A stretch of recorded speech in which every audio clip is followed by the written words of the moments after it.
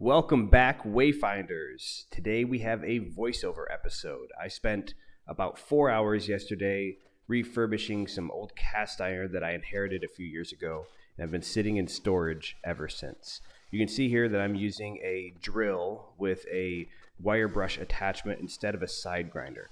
I find that the side grinder has a hard time reaching down into the pans, and the drill just has a little bit more depth of penetration, makes it a little bit easier for me. Now, I am using a steel brush here, so it can damage the cast iron, but that was a risk I'm willing to take, as the brass brushes just take a lot longer to get down in there. Now, this pan I'm working on right now was so corroded that I didn't even know that it was an old Wagner ware from around 1950. I was able to flip it over and start digging along the backside, and you'll see after I remove all that junk and crud that the emblem will start to appear. Here I'm starting to get the suspicion. I pulled out the side grinder for this one with a sander flapper disc. I didn't use a cutoff wheel or a grinding wheel because I don't want to damage the material underneath. The sanding disc tends to rip off everything on top without damaging the iron.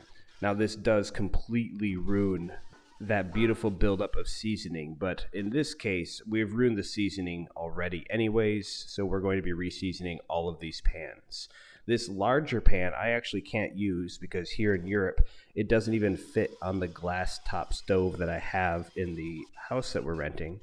So I'm going to be using it mostly for baking. It does barely fit into the oven, which is great.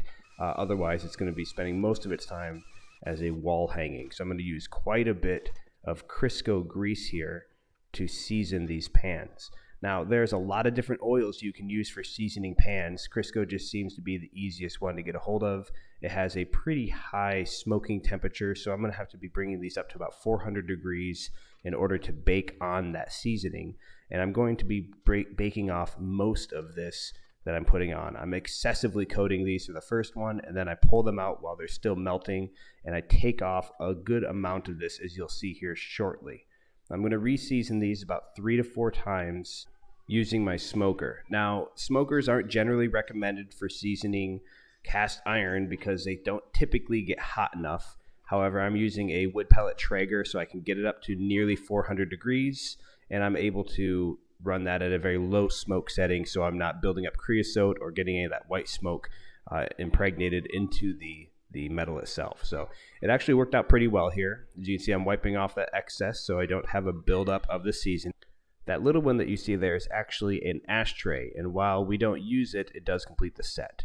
Now, the egg test I'm doing is a worst case scenario. You should heat up your cast iron to full temperature prior to putting eggs or anything else on it. Otherwise, that non-stick surface is not going to be working for you.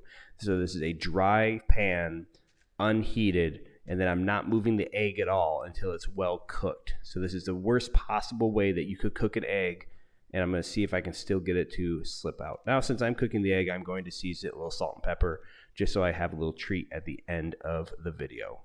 I tried to slip it right here, but the yolk is risking breaking, and even though it did move a little bit, I'm going to wait a second, use a spatula instead, so I don't have egg yolk all over the pan. Worked out pretty nicely. And now we have no problem whatsoever, even though we didn't add any oil and we didn't heat the pan properly. To finish off the display here, I just have a piece of charred 1x pine, and that is a curtain rod that I put an excessive amount of brackets on. It is a really sturdy setup. I was almost able to put my whole body weight on it, so we should be good with just a cast iron hanging from it. I actually really like this aesthetic, and it reminds me a little bit of home. Well, that's all I got for you today. Make sure you hit that subscribe button, like, comment, share. Anything you do that helps the channel is greatly appreciated. Take care, and we'll see you next time.